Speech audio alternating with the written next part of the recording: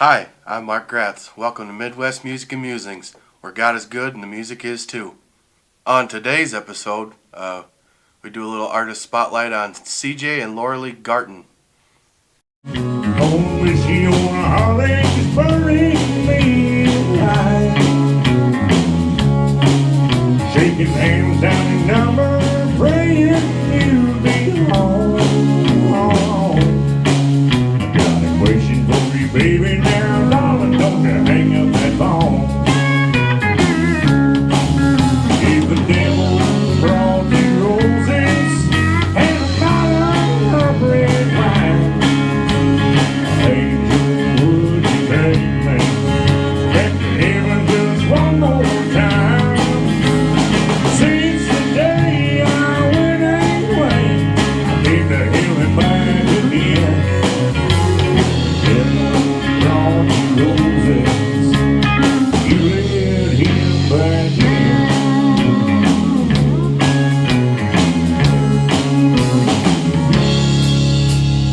Every now without you chills me to the bone. So, how long have you guys been playing music together? Together, we've been doing it ever since we got pretty much met. She played music whenever I came to Nashville, and we met the first month, and it was kind of serendipity, you know. We just ended up together and started a family, and she played fiddle and sang, and I wrote and sang, and we basically kind of just started tackling Nashville, you know, one-on-one. And it took a little bit for us to kind of have a learning curve, because husband and wife, a musician is sometimes a thing where you know, it's a pride factor, I think, sometimes. So it took us kind of getting to know each other, you know. And so we took a little bit of break where I went out on the road and I played and I was on some labels. She did her own thing, and but I'd say about the last 5 or 6 years, we really got back together and hit it hard, and that's when everything's kind of been really great. And it was easy, you know. Yeah. Once I think it took us getting to know each other and how we were about things to really understand. Growing up a little. Yeah, and growing together, you know what Yes, I mean? You know, yes. That's perfect. Two Yes. sparrows on a hurricane. Yes. Learning to work together. Yeah, absolutely. It's not an easy thing to do. No, but it's a cool thing, you know, because it's felt like it's made the music so much better, and there's always been real heart in my music and real heart in her music. So the fact that we can now combine that, and it's a lot of joy, and we get to take our family with us.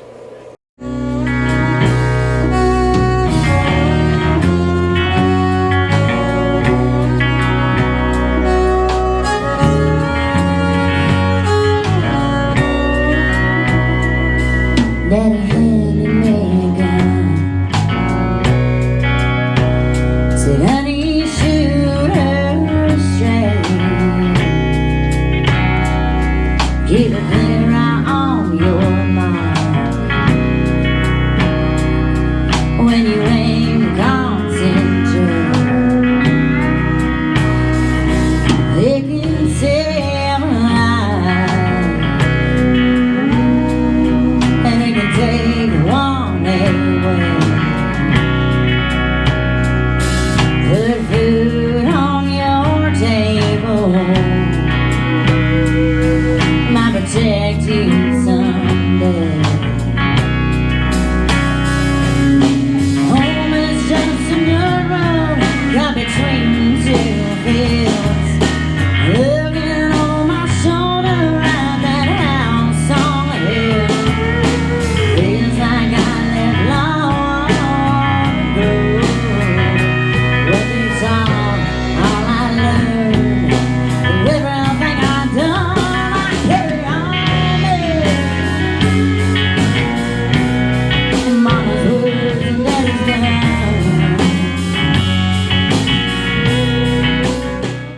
You got a new album coming out. Can you talk about that a little bit? Yeah, I got a double vinyl actually coming out. Man, it seems like forever ago when we got started, but it also seems like yesterday. A lot happened in 2020, as we all know. So we weren't able to actually get on the road, and I'd already planned on making an album, but it prolonged that process because we had to follow guidelines and regulation. But I've got writers like Billy John Burns on there. I've got myself. I've got David Wade and Shane Grove. People who've written songs for David on Co. Big names who are just great people, great friends. And I've also got featured artists like Struggle Jennings, who actually is a rapper, but he did some talking parts for Waylon's part on Ain't No Good Chain Gang. Kinsey Rose, who's another featured artist. And, we really wanted to hit on, my first album that was breaking off from a label that was ran, and you had all the people kind of telling you, this is what you need to do with your music. This album is something that kind of has been a project ever since I was a kid.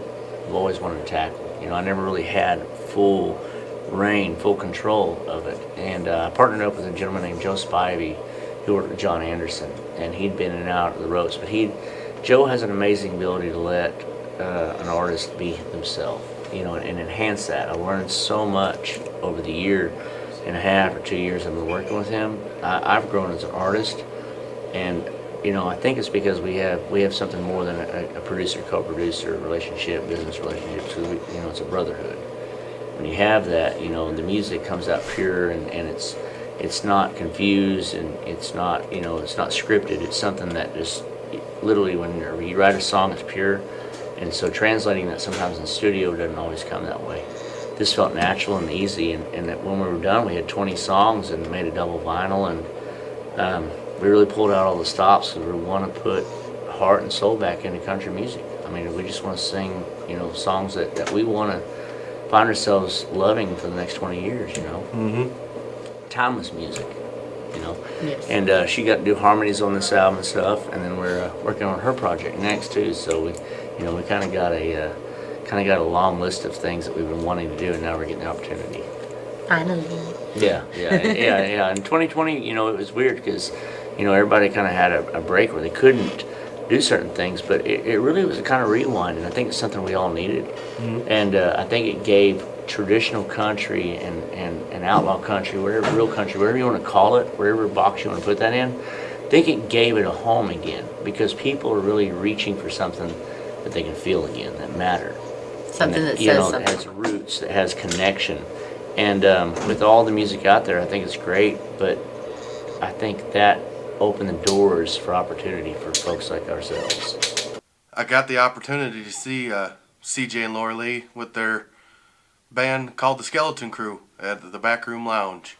It was an awesome night. They put on a phenomenal show, and it was extra special because they had a new steel player and guitar player. It was the first time that they'd ever played a show with them, and they just blended right in like they'd always been there.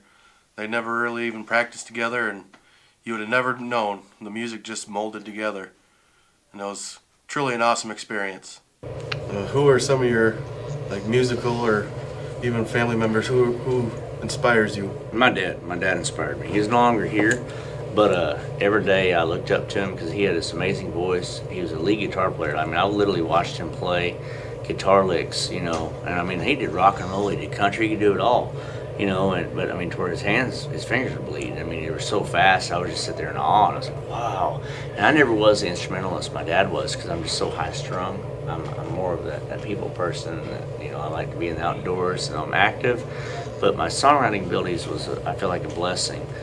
And I learned a lot of that from him, to just speak from your heart and say what you're going to say, because that's the best way to reach anything, A and B. There's no middle of the road. Other than that, man, Keith Whitley, I took to Keith at a young age because he sounded like Dad. Randy Travis, that was my era. And then I really dialed back into that Highwayman phase where, Waylon and Merle Haggard. But as I gotten older, I started listening to, I didn't realize the people singing the songs didn't always write the songs. So I learned about John Prine, I learned about Townes Van Zandt, and then I took to Willie Nelson more, because I always liked Willie, Pancho and Lefty and all that stuff, Seven Spanish Angels, Ray Charles. I love Ray Charles. But so it's funny, because as you grow, you learn, and when you learn, you develop your own craft, and you take pride in it more, because those guys were making magic. Those guys don't always get the front page news, and they didn't get all the accolades, but they're the ones who really live in the heartache to sing those songs, and that's powerful, man. Hero in movies, I'm a villain in some. I've even got my own name in the you see. I'm only second for freedom to speak. If a soldier ever falls behind, I'm really crying that 21 times. Though I'm to blame, Lord, I ain't the one. Always remember, I'm just a gun. Yes, sir, remember, I'm just the gun.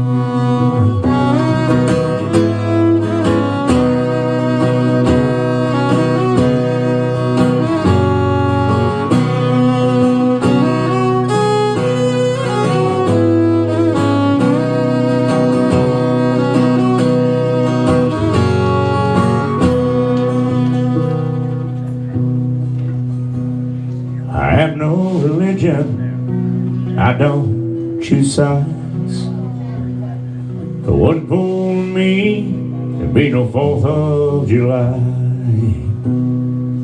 I can't just choose wrong or right. I'll leave that in your hands for you to decide. Yes, friends, remember, oh, I'm just a gun. Lord, always remember, I'm only the gun.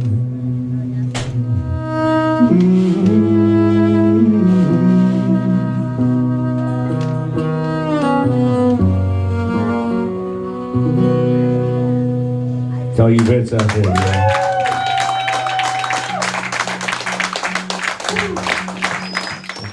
When you guys write, do you write together? Yeah, we actually wrote one where she was having a baby. Yeah. Yeah, our last son. Yeah. We wrote a song Yeah, together. Fields Wayland Garton, actually is his name.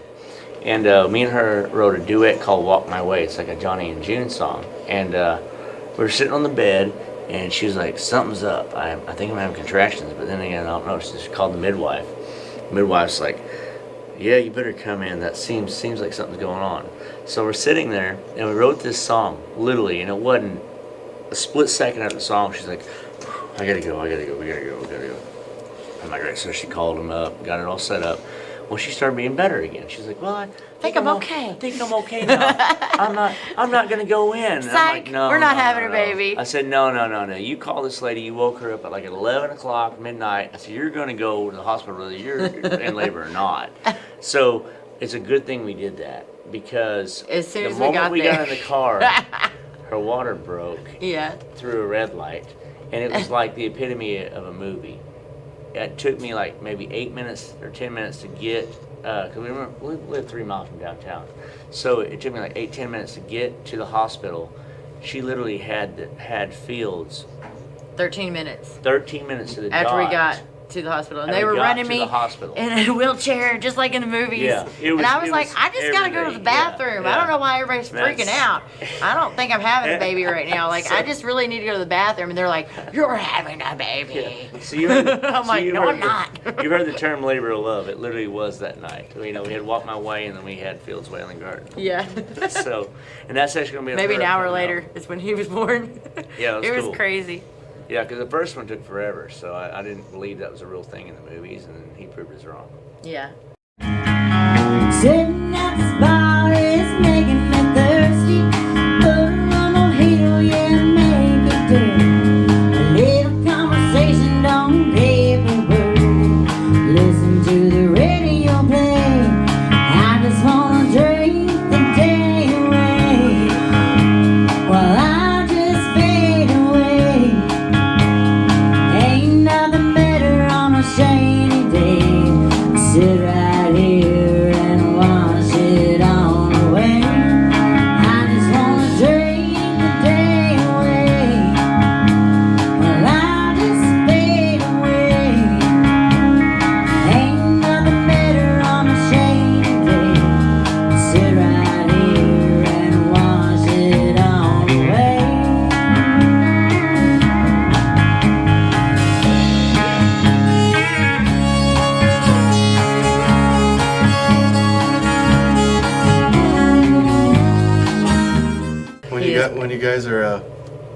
writing, where do you tend to draw inspiration from? Everything, man. Yeah. Like this moments like this, like the congregation tonight. You know, when you sit down and you look in front of you, I think everything in life that if you're paying attention, at least there's something going on, even if it's not something that's happening to you. If you see it happening to other people. And so, you know, being a fly on the wall, like for me, my inspiration growing up as a kid was music was my saving grace. Like it's what kept me sane from an insane life. I didn't understand why people were the way they were. I didn't understand why people did the things they did. I didn't understand why certain individuals that you know, your parents, your family, your grandparents acted the way they act. So music was an understanding of that. And when I could write it, I could get it out.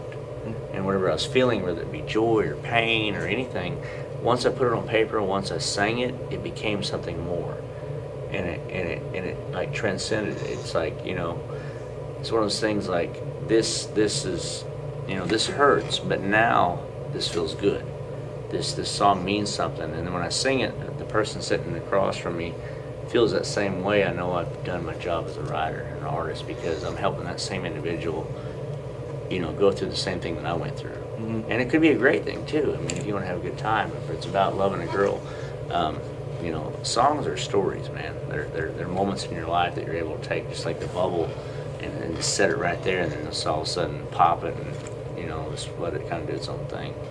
Be on the lookout for a new album by CJ Garton coming out real soon, and also keep your ear to the ground for some more information on Loralee's new album coming out. So they're both great musicians, great people. They're real personable, and they're just nice to be around. So if you get a chance to go see them at a live show, I encourage you to do so. I guess that about wraps up today's episode. So until next time, let that music keep your heart beating.